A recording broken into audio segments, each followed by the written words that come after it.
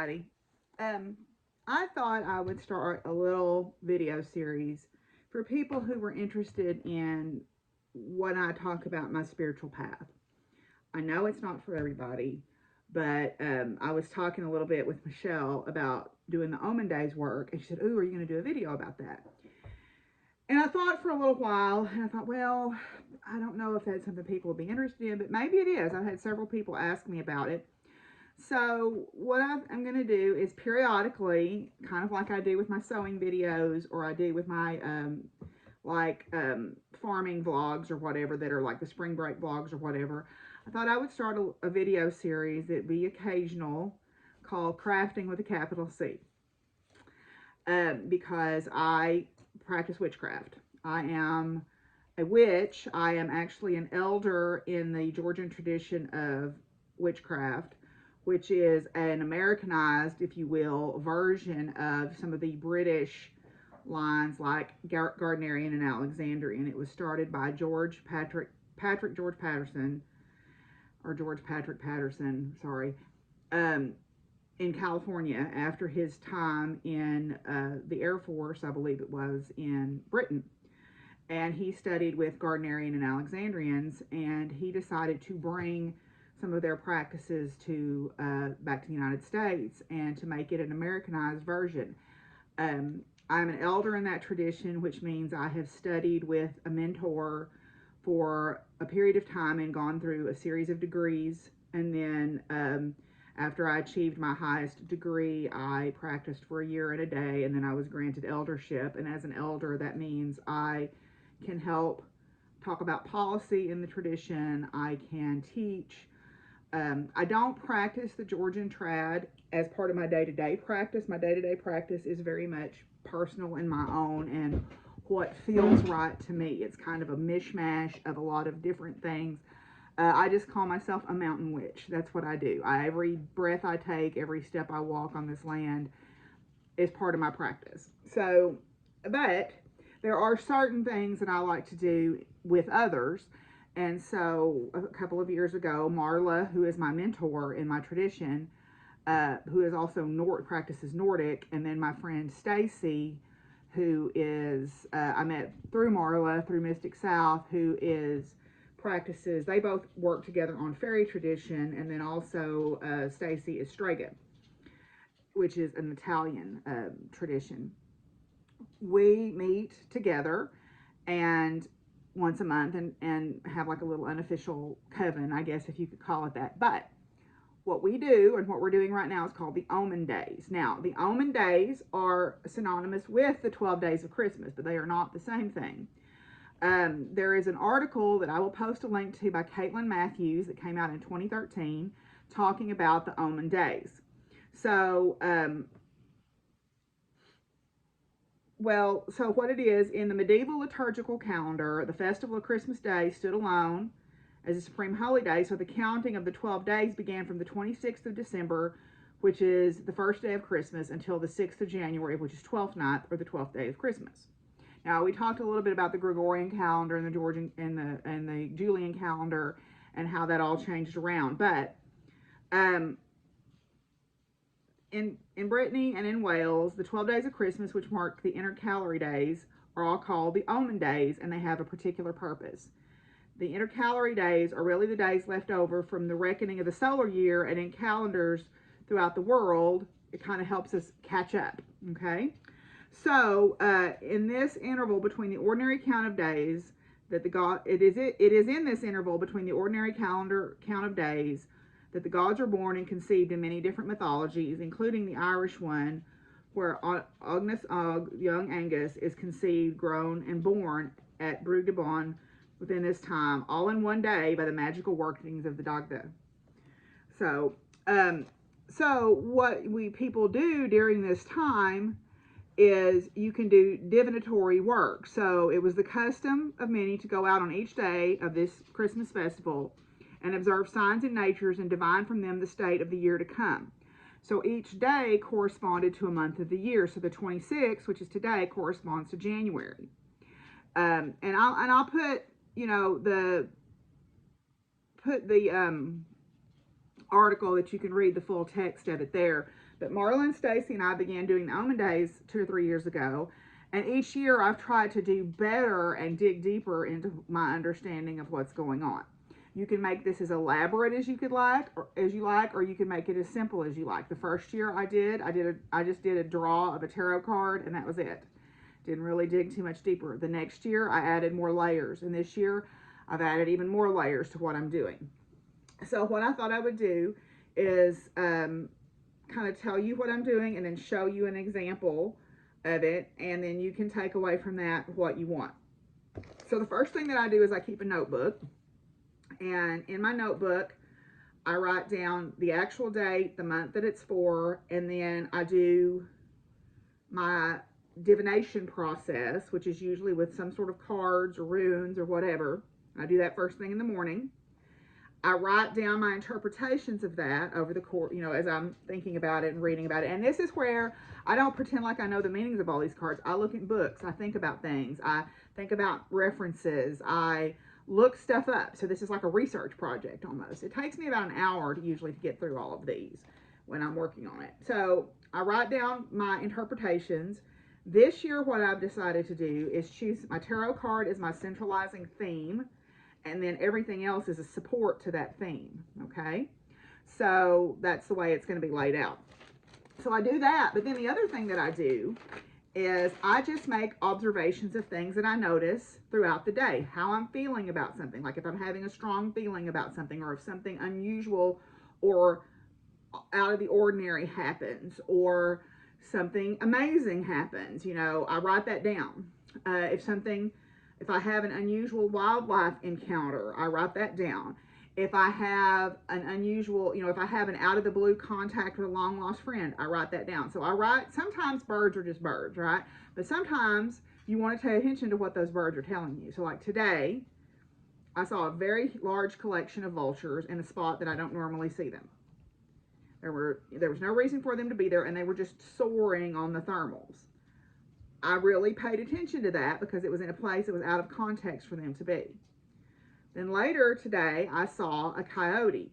And the reason that this was unusual is it didn't run from me, right? It was watching what I was doing, but it wasn't running from me. It was also lame. It was also, I don't know if it had been shot in the leg, or been hit by a car, or if it had a sore foot. But that's probably a lot of the reason why it didn't run. But it watched me very intently as I put hay out for the cattle. So I made a note of that, and I'm going to look up what I think that means. And I'm going to look it up in a book, and I'm going to read about it, and I'm going to think about it, and I'm going to make notes. Then what we'll do is at the end of each month, we meet. So in the end of January, we'll meet, and we'll look over what our notes for this day were. And can we see any correspondences there? Is there any scientific base to this? No. But it's something that resonates with me, that feels important for me to do, so I do it. It is part of my spiritual practice. So, first I'll tell you a little bit about some of the tools that I use to do my research and to prepare myself for this, and then I'll show you this example reading that I have laid out. So we'll start with that. Okay, so I will kind of tell y'all what I use to do this. This year, like I said, I've kind of added more layers. So what I'm starting with is tarot.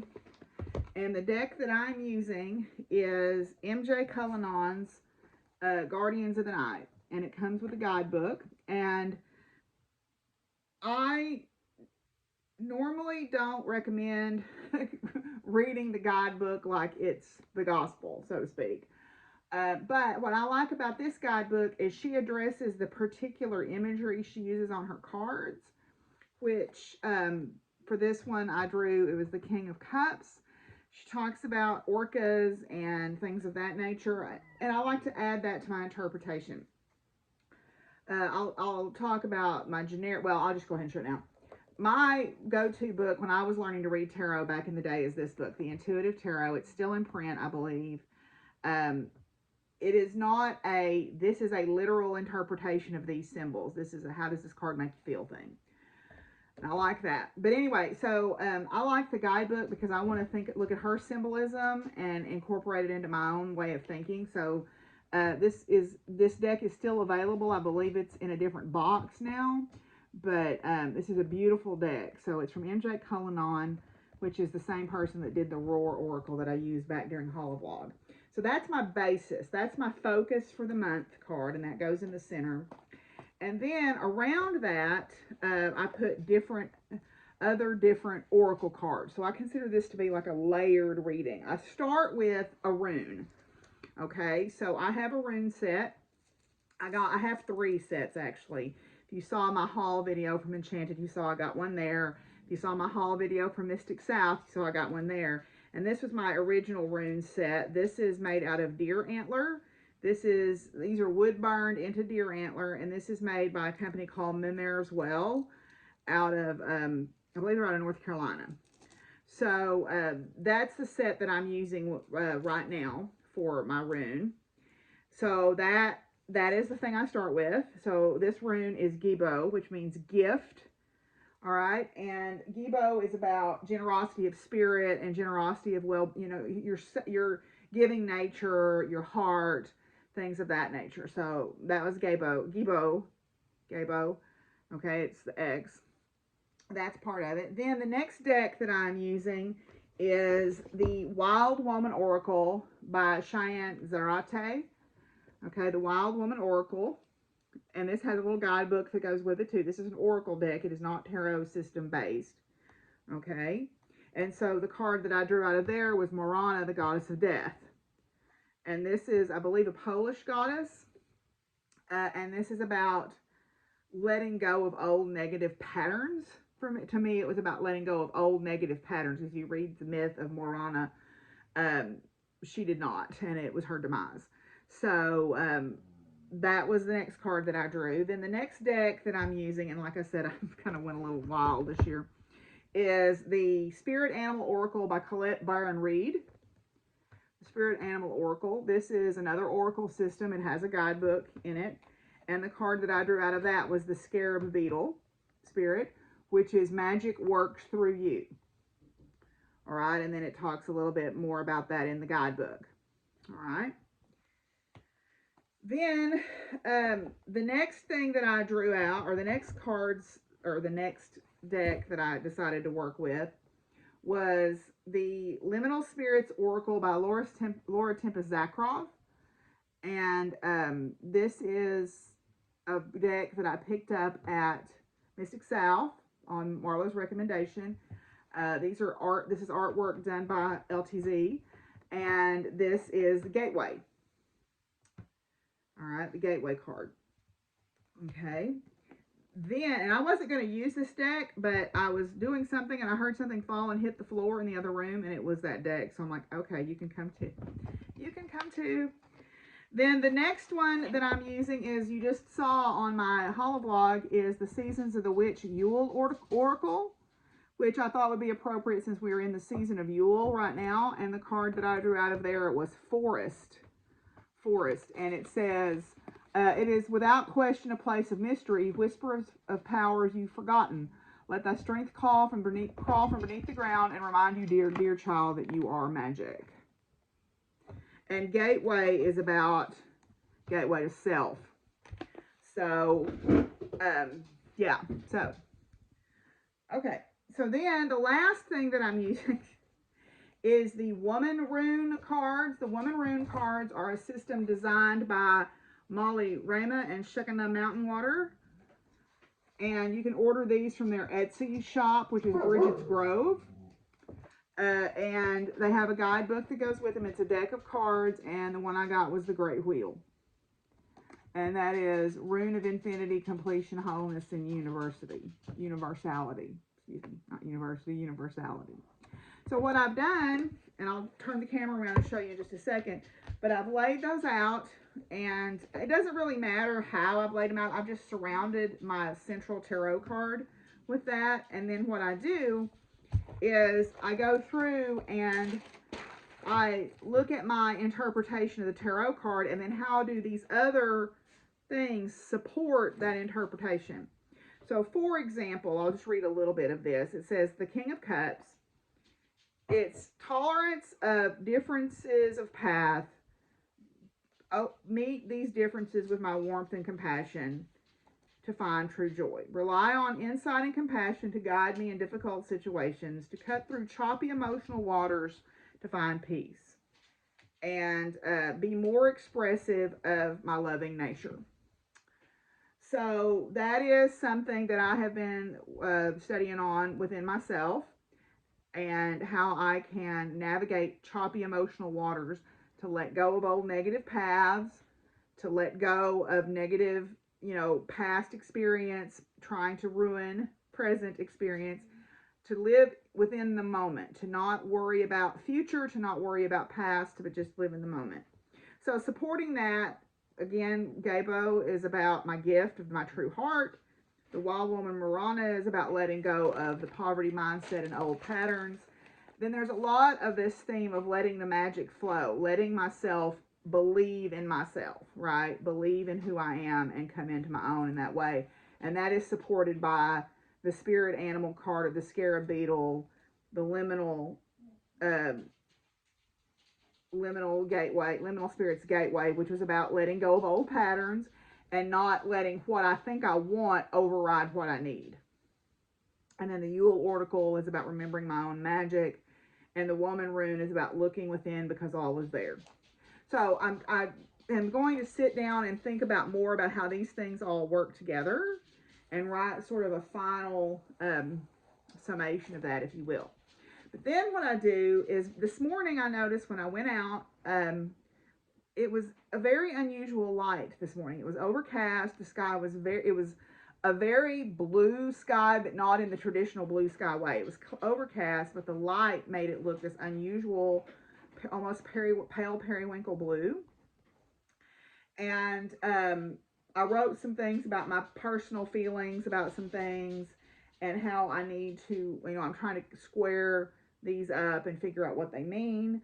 I made notice of, like I said, these vultures, this coyote, and what I will do with the coyote is I will look up what I know about the animal spirits there. But then I'll also go back to one of my favorite books to use, and that's The Modern Totemist by my friend Stephanie and then Scott. And they have you think about totem animals in a different way and really consider like the science of them. Like, are they predator animals? Are they prey animals? How do they mate monogamously, or do they mate, and are they, not monogamous? Are they, all of these pieces, right? So I use this as a reference guide to think about how I want to look at that coyote and think about what messages are meant for me to take away from that experience. So then at the end of the day, I reflect back on the day, I make any last notes, and then I put it away until we meet in January. Now, what I have started doing last year, and I stopped, is I saved a page afterwards, and anytime anything notable happened through the month, or anything, big happened, I wrote that down. And then that helped inform my discussion when we got to the end of the month. But at any rate, so I will, that's the Omen Days. I will show y'all my spread here just for giggles. So what I've done is I have just laid it all out. You can see my center tarot card here, the runes, and then each deck's card is laid out here. And then that's what I will use to think about. And I'll do that every day for the next 12 days, so that I'll have a page or two like that for all 12 months. And then we will meet at the end of the month and we'll talk about it. So I hope that's interesting to you. If that's something that you want to know more about, I am not sponsored in any way by any of these people that I am showing you their decks or their products. I am not a mental health professional. I am not a physical health professional. I am a physicist, but this is my practice. Take what resonates with you, leave the rest, and make your own practice. I think no matter what particular spiritual path you're on, whether you're pagan or you're Christian or you're Buddhist or you're Muslim or atheist or agnostic or whatever your particular worldview is. I shouldn't say spiritual path. I should say worldview. I think a time of reflection is always valuable. However, whatever tools that you use for that period of reflection, I think a time of reflection is always valuable, and winter is the perfect time for that because we are not distracted by the trees and the flowers and all of these things. And so that is a perfect time for us to sit back and reflect on what is going on in our lives, what is it that we want to move forward on, and what is it that we want to let go of. Whatever your particular beliefs are, I think we can all agree that those are things that are helpful for us to do. So I hope you've enjoyed this. I may do more of these. People may hate this. I don't know. But I thought it would be fun to share this part of my life with you. And you can let me know if you enjoy it. And if you've got any particular questions you would like for me to try to talk about, I can. Like I said, I am by no means an expert. I do my own thing. And I'm glad to explain that to you. There are certain things in my tradition I cannot talk about publicly because those are tradition bound and they are, something we don't talk about with people who are not part of the tradition. Um, so, if you ask a question I can't answer it, I'll just say, I'm sorry, I can't answer that. So, but for the most part, if you want to know more about what I do, or if you want some suggestions of places to look for materials, I'm glad to provide those. But, just do what resonates with you. Do what feels right within yourself, and you'll always be on the right path. So, okay, thanks, y'all. Bye.